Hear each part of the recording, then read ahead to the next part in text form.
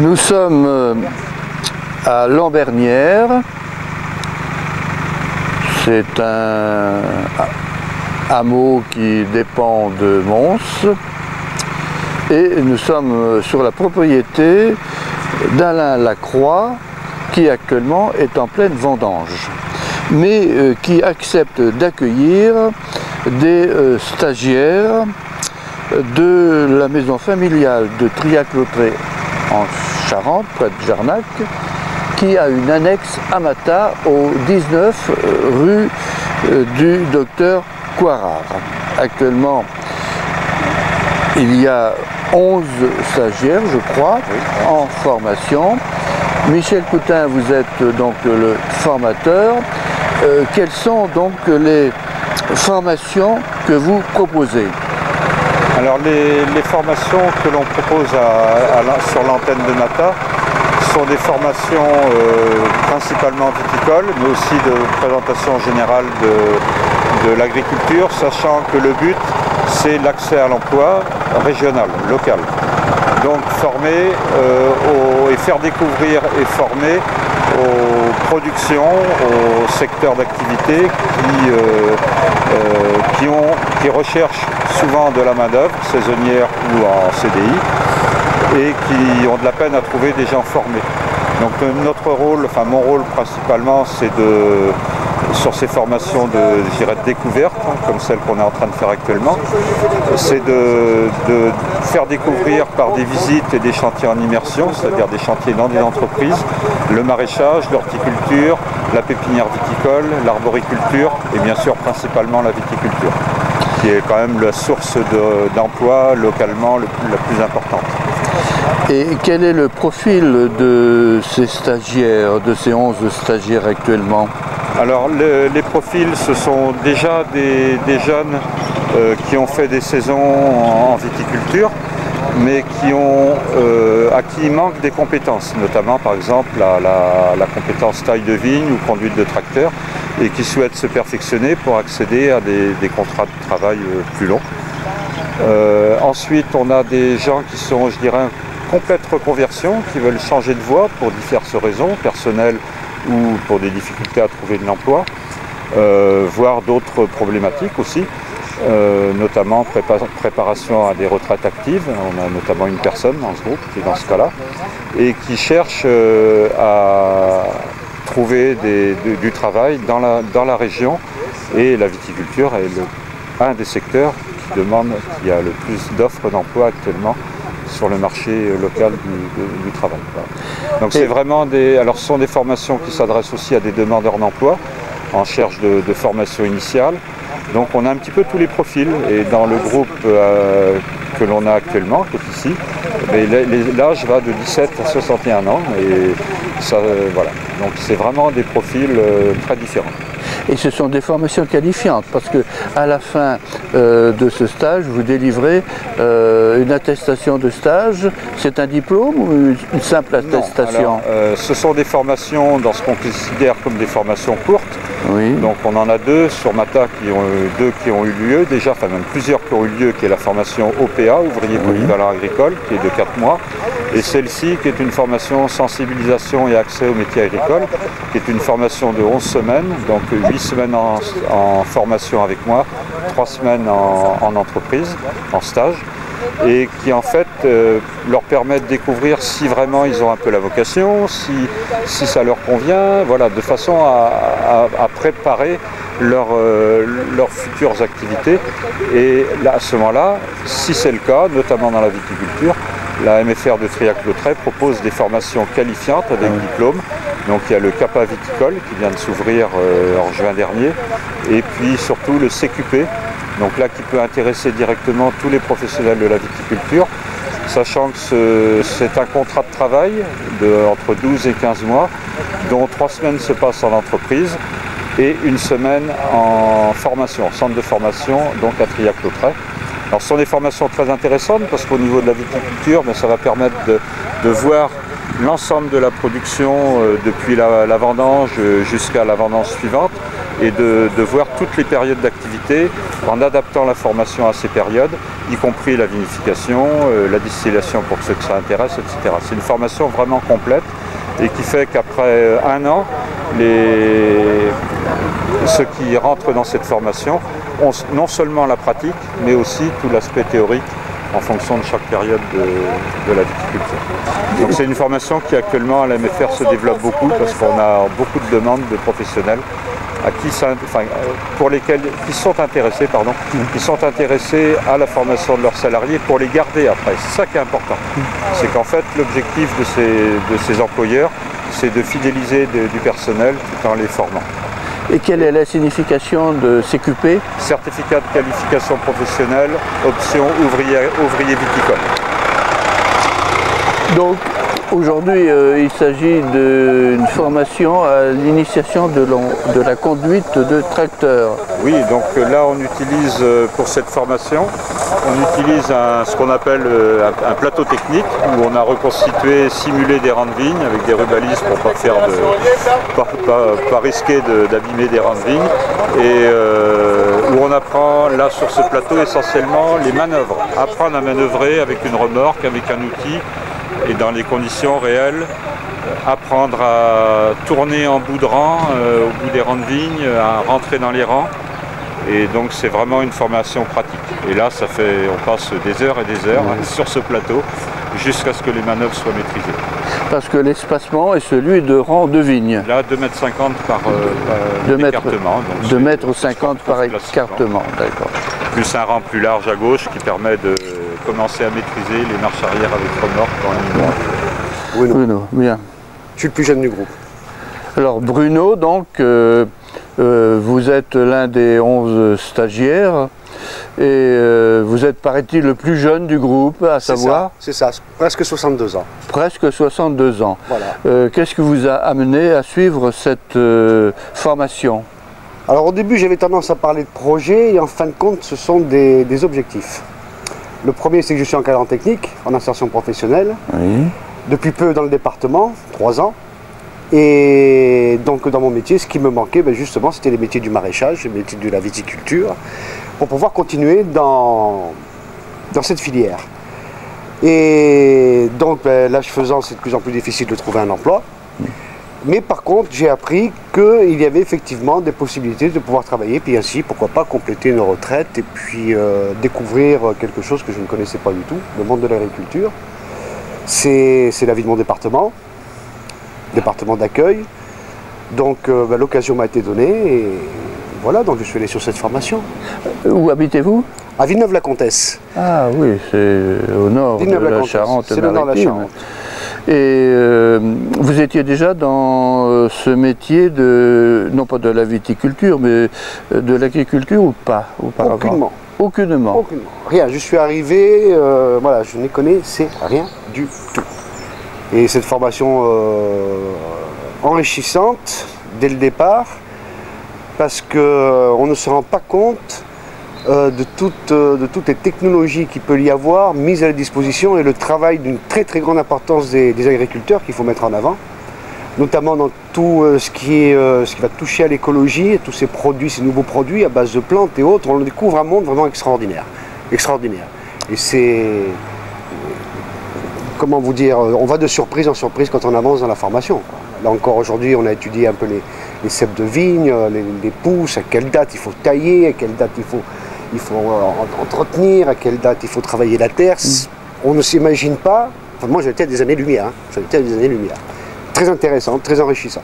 Vraiment, une expérience que je ne regrette pas. Outre la viticulture, vous avez fait d'autres stages en maraîchage par exemple? Alors on a eu l'occasion de passer une journée chez un maraîcher, là pas loin d'ici.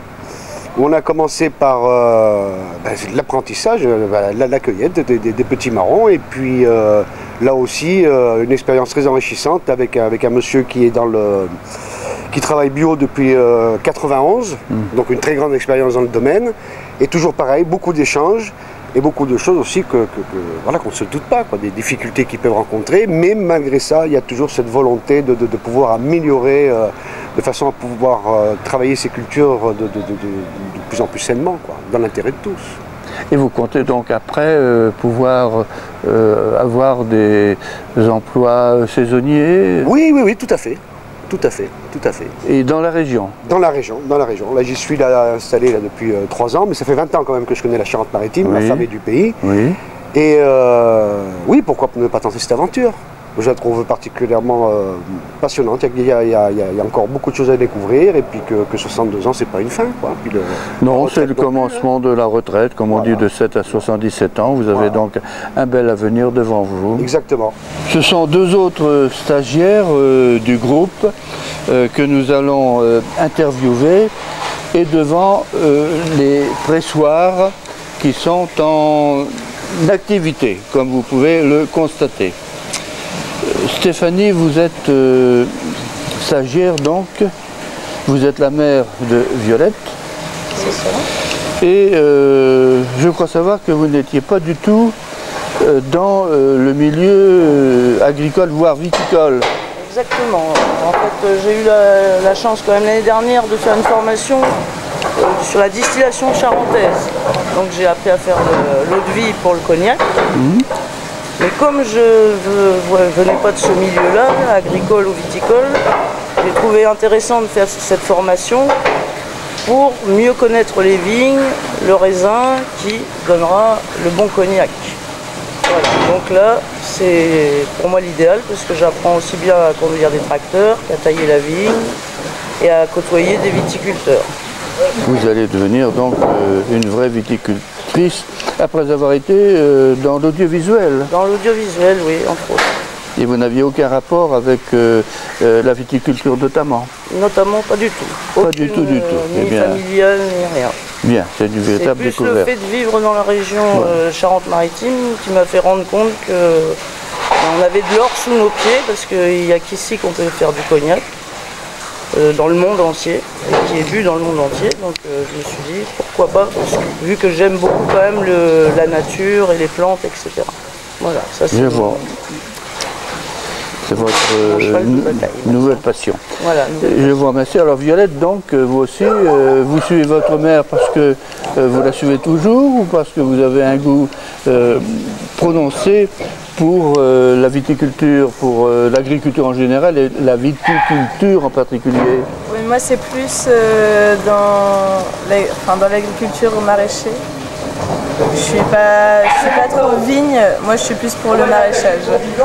Pour le maraîchage? Oui, voilà. Et vous avez déjà... Je suis pas là pour la vigne, j'apprends, mais c'est plus pour aller dans le maraîchage. Et vous avez déjà fait un stage dans le maraîchage?